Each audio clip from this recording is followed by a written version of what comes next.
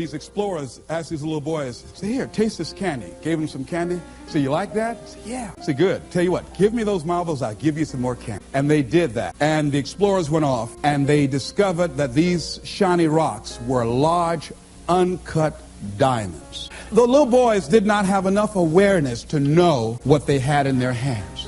And many of us are like that. Many of us have genius within us. We have ideas that we use it for the company. We put in long hours, 60, 70 hours a week for the company store.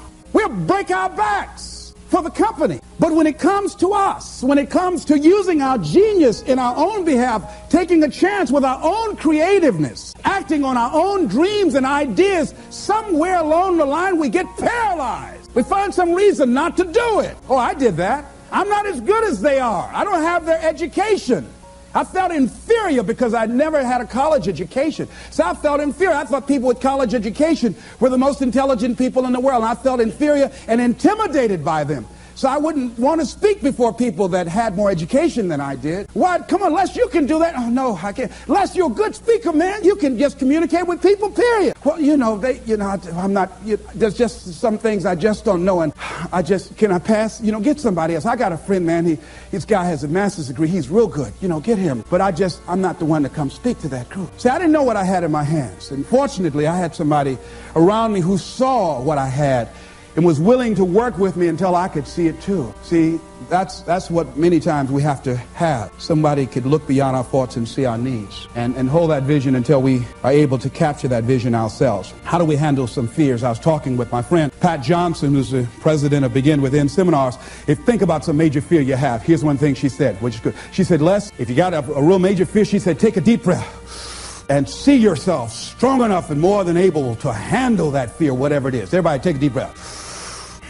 Whatever that feels, just feel that you have the strength and the power and the capacity to handle it. Another friend of mine named Ron Weiner, he says, when I'm confronted with a fear, I just practice the art of looking beyond the fear. I go behind it and see it already completed, see it already resolved. And then I carry myself accordingly as if it already is taken care of. That dispels the fear for me. Another friend of mine by the name of Jack Wilson said, when I experience fear, I think about when I was in Vietnam and what I handled back then, and I look at what I'm dealing with right now, and the fact that I survived that, the fact that I had other kinds of situations that were close calls, or that I was overwhelmed with fear and I came through it, then I look at this and says, this is nothing here. And we've all had that experience, what Jack had. How many of you had some situations that you were in that you were overwhelmed with fear? You didn't know how you're going to come out, how you're going to survive, and you did. You survived and you didn't die. Raise your hand if you survive, all right? So what you got to do, whatever that was, whatever that state of consciousness, whatever that self-confidence that you had, however you stood up within yourself, here's what we know, you survived. Here's what we know, you're still here. You didn't die. Hello, you did not die. You didn't die. You hear that? You didn't die. You're here right now. You got it and you handled that fear. You kicked it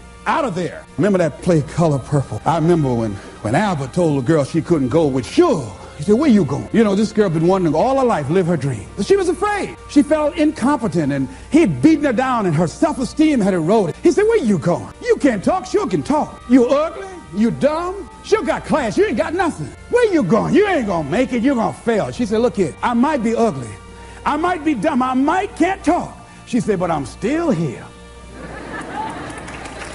I'm still here. And so as you begin to look at the fears in back of you, you came through those fears and you're still here. See, that's a testament about how powerful you are. And so whatever the volcano is, you have the capacity to take that volcano on, the capacity to jump in it and find your true identity. Here's another thing that keeps a lot of people from taking on the volcanoes and jumping into the challenges that they're confronted with. The fear of making mistakes or not feeling good enough. Guess what? You're going to make some mistakes. You're going to make a lot of mistakes. Guy said this, and it's true. He said the person who has never made a mistake hasn't done anything. And you're going to make some mistakes if you want to do something out here.